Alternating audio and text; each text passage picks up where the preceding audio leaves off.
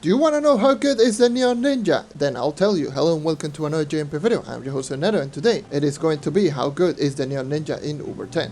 So the Neon Ninja is going to be very popular character. So if I do trigger a lot of people, at the end of the day, my own personal opinion. You have your own personal opinion.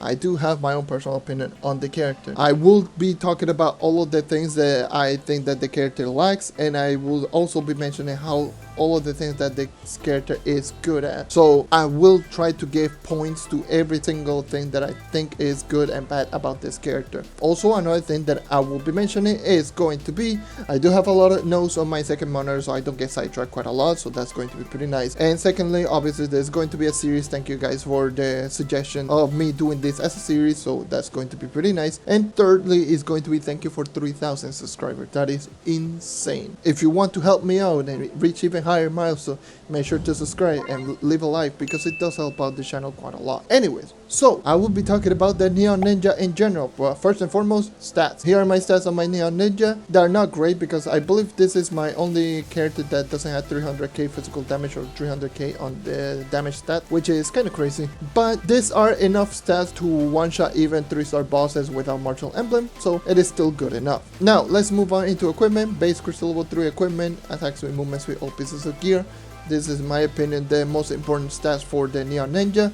Attacks with movements with critical hit, because this character relies on using basic attack. This character's strong suit is its movement speed, and not only that, this character is all about using Shuriken, and the Shuriken is all about doing critical hit because it's a really slow ability. Those are going to be the 3 important stats, so there's a no-brainer on why do I use all 3 stats like this on the Neon Ninja.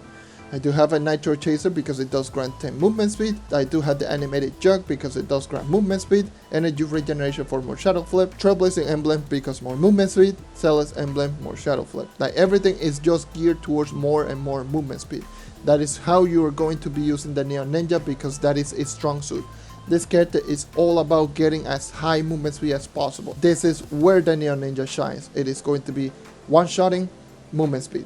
Those are going to be the 2 things. Not momentum, because this character's momentum is rather hit or miss, it's very inconsistent. But the movement speed on this character is just ridiculous. It's out of this world. It is technically the only character that can get consistently 300 movement speed. The second one, I believe, is the Lunar Lancer at 280, then Dino Tamer at 277. It's something along those lines. Fisher May will put some stats on screen. Like, those are going to be the actual max stated movement speed that you can get on Lunar Lancer and Dino Tamer, which are going to be the second and third fastest character. Now, I also do have the Mounted Cavalry Knight subclass because of the extra flash capacity, but you can use whichever you want. So you can use the Candy Barbarian, or you can use the Lunar Lancer for even more movement speed. I don't use it, but you can use that if you want even higher movement speed. Now, Paradise, Vampire, and Vanquisher are a no-brainer because, again, movement speed.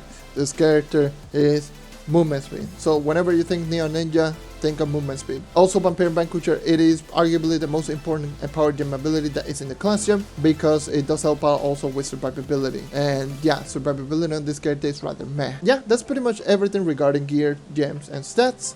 Next up is going to be my own personal opinion on the class and what do I think on this character in general. So this character, I feel that this is an end game character. Being an end game character, it means that early and mid game is going to be lackluster, and it does need quite a lot of help in order to make this character effective. The reason being is that, like I mentioned, this character relies on one-shotting, so you need high stats in order to one-shot. Also, this character relies on having high critical hit, so you need high critical hit in order to do the Shuriken charges. So you need both high critical hit and high stats in order to one-shot with 100% critical hit.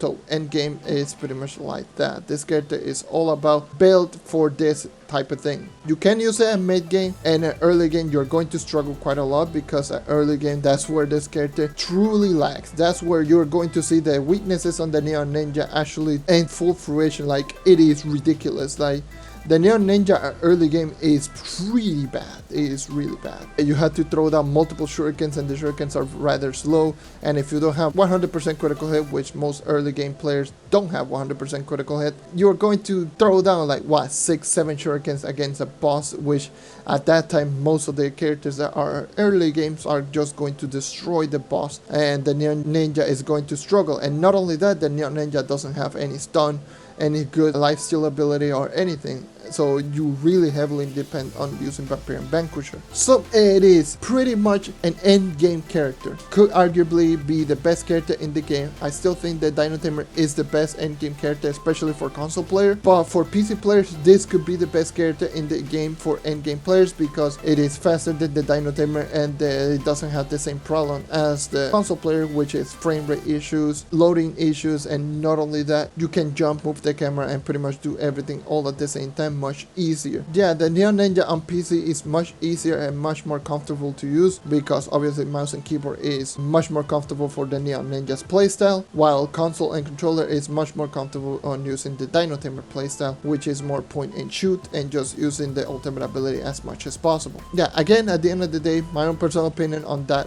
Now, I'm going to be talking about all of the abilities on the Neon Ninja, which are going to be pretty much the key abilities that you need to keep in mind with the Neon Ninja, and pretty much the other abilities which I think they are rather meh and you will not be using them a lot, if any. Now, the first ability that I will be talking about technically is going to be the basic attack. The basic attack is going to be a key ability on the Neon Ninja because you will be using that to charge up your Shuriken. It is not going to be your damaging attack.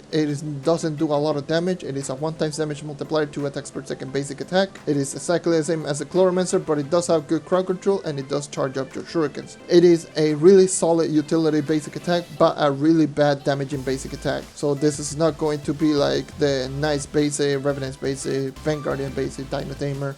Those characters are going to have really strong solid basic attack. This character doesn't have a solid basic attack, only has really good crowd control and really good utility. Next up is going to be Shadow Flip. Shadow Flip is going to be the most important ability on the Neon Ninja, and if you can use it effectively, you can use the Neon Ninja rather quickly. The Neon Ninja is all about using Shadow Flip. So if you can use Shadow Flip effectively, then you are good to go with this character because this character is all about hitting enemies with the Shuriken, having movement speed buff, and using Shadow Flip, and that it is how it is. It is a 50% no cooldown movement speed buff that lasts for 2 seconds. It is really strong. It is going to be how you throw down your Shuriken.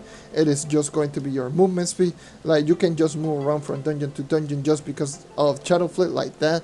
It is really effective. You already know about how good the Neon Ninja Shadow Flip is because that's how the Neon Ninja is known for. The Neon Ninja is known for its movement speed. The movement speed on the Neon Ninja, it is really nice. However, a couple of things that I will be mentioning with the Shadow Flip. Number one, pretty much any action that you do that isn't jumping or dodging, it will deactivate your Shadow Flip. Meaning, if you do attack, if you activate any ability, or if you use a flask. If you use either of those things that I just mentioned, you are going to deactivate your stealth mode, so you have to do another Shadow Flip in order to get your movement speed buff. So if you're using the Neon Ninja, do not do a Shadow Flip then use a flash because you're going to deactivate your stealth mode. If you want to activate your Trailblazing emblem, make sure to activate Trailblazing then Shadow Flip, and you are going to have both movement speed buff available. That is going to be the Neon Ninja pretty much in a nutshell. The Neon Ninja is all about getting as much movement speed buff as possible then Shadow Flip, instead of just using Shadow Flip then activating all movement speed buff because you're going to deactivate it, and you will able to move around that quickly, which is just incredibly powerful. That's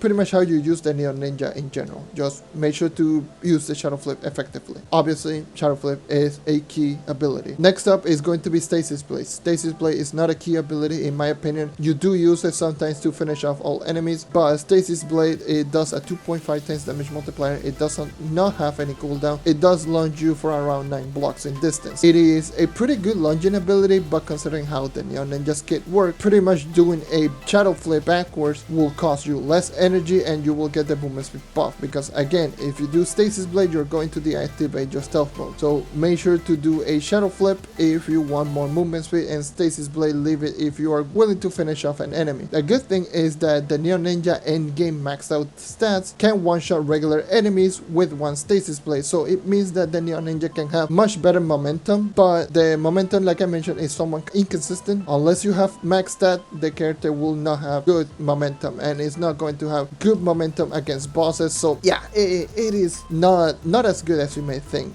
Like Stasis Blade is only going to be good at max stat if you want to one-shot enemies with one Stasis Blade. So you can just do something like this, do a Stasis Blade, and then move around with more movement speed. So it is very, very helpful on that one, and it does help out on Cursed Skull. So if you are in Cursed Skull as a max stat Neon Ninja, you can do one Stasis Blade. You will be able to kill all enemies in that Cursed Skull. It does help out greatly. So yeah, it can be used somewhat effectively, but for the most part, you are not going to be using Stasis Blade. Now, next up and lastly is going to be the Final Technique. Final Technique is the Neon Ninja's ultimate ability. What it does is makes your basic attack into a ranged basic attack. So it does have the same base attacks per second at 2 attacks per second, but it transforms your basic attack from 4 range to 25 range, if I recall. And not only that, the projectile also goes through enemies. And one more thing is going to be that the projectile does 3 times damage. That is really good as an ability. Like, the ability is extremely good on paper, but again, why use the ultimate ability when you can just throw down one shuriken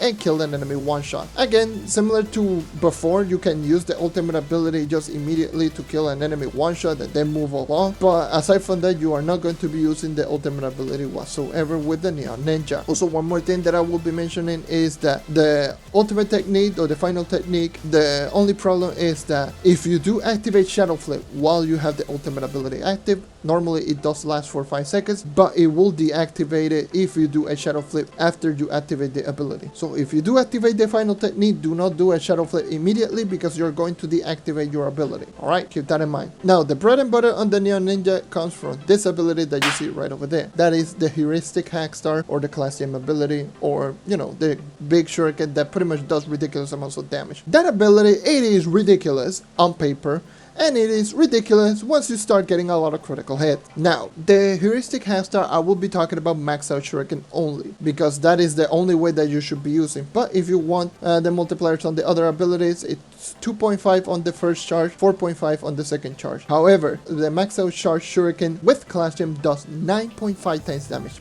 base, which is the same as Revenant's Bulwark Bash. But not only that, whenever you do a critical hit, you are going to get a 250 damage increase from that shuriken. So that shuriken will be dealing 250% more damage if you do a critical hit with a Max Out Shuriken. That is redonkulous, because 250% damage increase, that is the same damage increase that you do get with Martial Emblem. So yes, technically the Max Out Shuriken, if you do a critical hit, you technically are hitting an enemy with a Martial Emblem. So if you do have 100% critical hit with the Neon Ninja, you're technically always 100% with Martial Emblem active, and it does that with Martial. So yeah, if you really want to go extremely overkill with this character, you can do so, but as you probably could tell right over here, I'm dealing 84.2 mil damage. That is a really solid class. That is a really solid ability. It can one-shot even 3-star bosses at 32.8 KPR. That is really, really good. Now, I'm going to mention one thing with Heuristic Hack Star. First of all, it is a pretty slow ability to come out. I know it's technically instant cast ability, however, you need to get yourself 3 shuriken charges, which can be gotten by hitting 3 enemies with basic attack, and then you have to do a Shadow Flip and then do a basic attack in order to throw down the shuriken. It is extremely cumbersome to do that consistently, especially if you're lagging, because if you're lagging and if you hit an enemy, sometimes it will not register your shuriken charges and you will throw down a lower shuriken. And also, like, you need to have like a perfect rhythm in order to actually just do the shuriken all the time. And what I mean by a perfect rhythm is just know how many hits you need to do in order to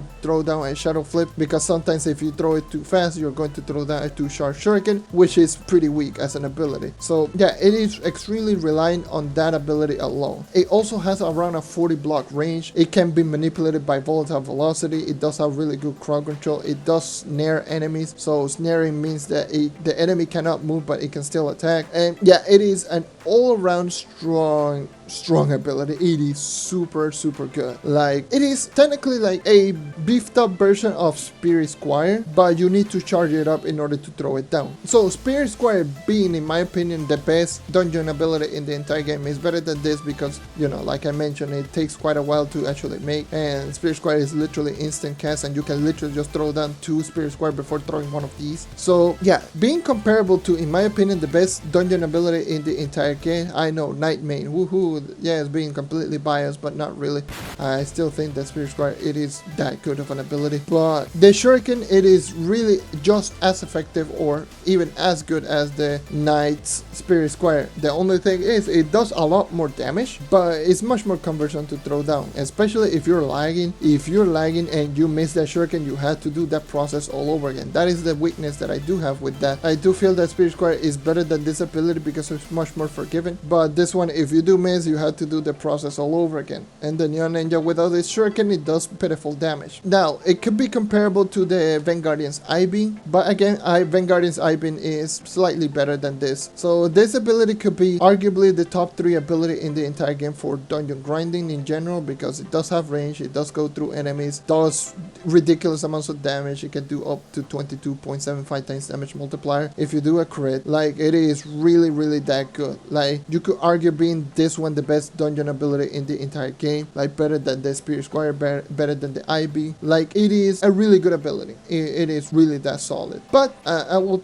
probably give the edge to the Spirit Squire because of ease of use, stunning, instant cast, and not only that, being a lot more forgiving if you do miss or if the hits doesn't register. And pretty much it's 10 times better in terms of momentum, because yeah, you pretty much can activate it whenever you want. This one you need all 3 Shuriken charges in order to get yourself the momentum. But I'm not discrediting this character. I'm not saying that this character is bad. So just putting that aside, I still think that this could be the best character in the entire game just because of the movement speed increase and the ridiculous ability being ridiculous.